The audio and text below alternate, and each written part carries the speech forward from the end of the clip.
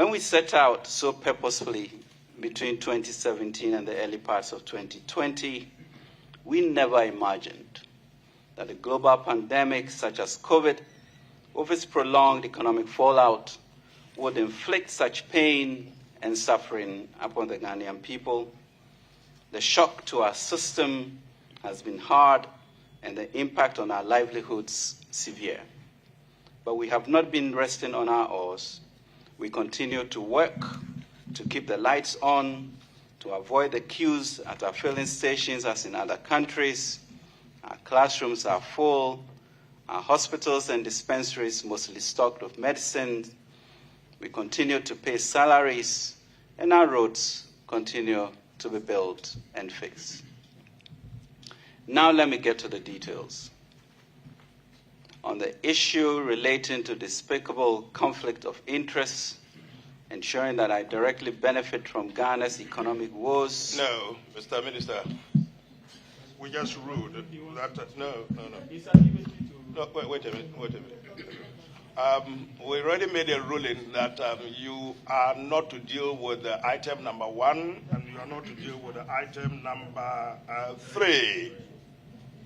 Thank you, Mr. Chairman.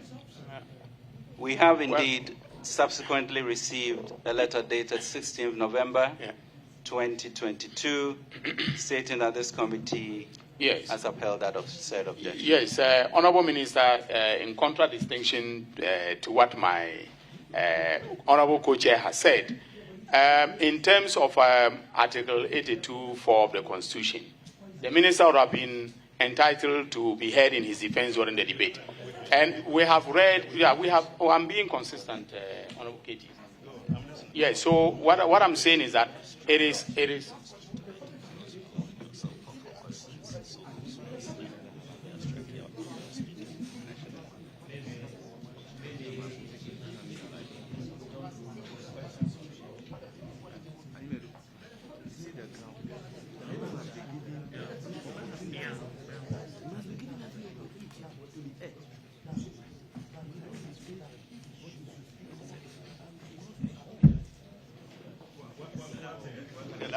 What my colleagues seem to be saying is that even though the committee is rude, if you, the minister of your own volition, want to discuss it, then maybe go ahead. But let's think about it. Is that the ruling? Is that the sense of the committee? Yes. Council. Yeah, but Honorable Co-Chairs, we appreciate your position on this matter, except that if he's being invited to speak to those issues that have been struck out, are you going to ask him questions because he's addressed them? Yes, Council, that is the natural course of events. If he comments on them, he testifies on them, he opens himself up to questions by the members of the committee. So it's up to you, if your client wants to go on that trajectory, we are fine. But if he doesn't... So let's explain a little bit further. We didn't take the decision lightly. We looked at the constitutional imperatives. We looked at the decision of Shiraj. That matter went as far as to the Supreme Court. We looked at that, and we thought that in criminal jurisprudence, it will be double jeopardy asking him to revisit this matter. In civil jurisprudence, it will be abuse of the process to ask him to be res judicata. We've gone through all those matters.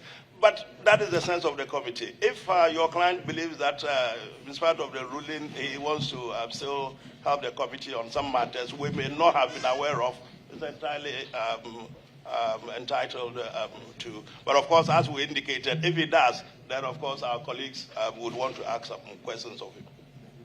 That is not to say that he has anything he's hiding. That's not the point. Honorable Co-Chairs, thank you very much.